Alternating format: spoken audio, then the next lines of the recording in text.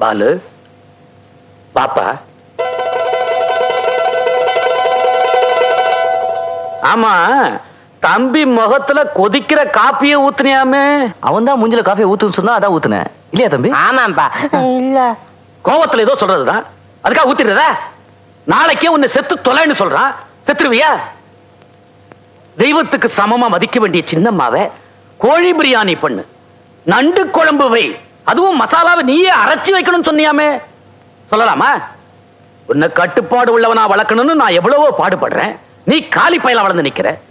உன்னை ஒழுக்கம் உள்ளவனா வளர்த்து ஆளாக்குறேன்னு என் அண்ணனுக்கு செஞ்சு கொடுத்த வாக்குறுதியை காப்பாத்துறதுக்கு இதை தவிர வேற வழியே இல்லை.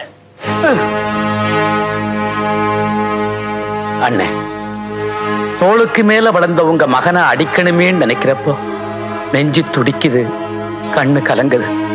ஆனா உங்க மகனை நல்லவனா வளர்க்கறதுக்கு என் கடமையை நான் செஞ்சுதானே ஆகணும். என்ன மன்னிச்சிருங்க அண்ணே, மன்னிச்சிருங்க.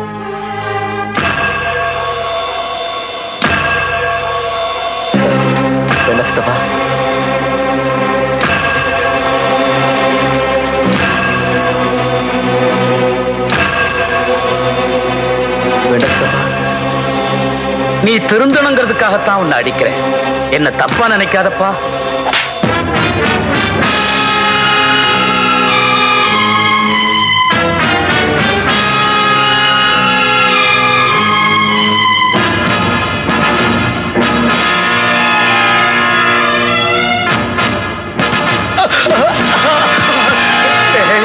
நான் உன் சித்தப்போண்டா.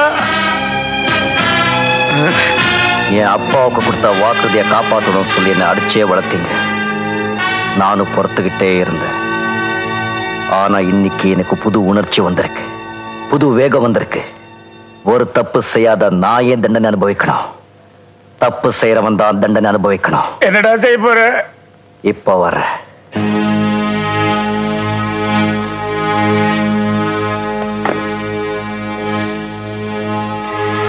அப்பா, வயசுல என்னை விட பெரியவரான என் சித்தப்பாவை நான் அடிக்க போறேன்னு நினைக்கும் போது என் நெஞ்செல்லாம் துடிக்குது, கண்ணெல்லாம் கலுங்குது.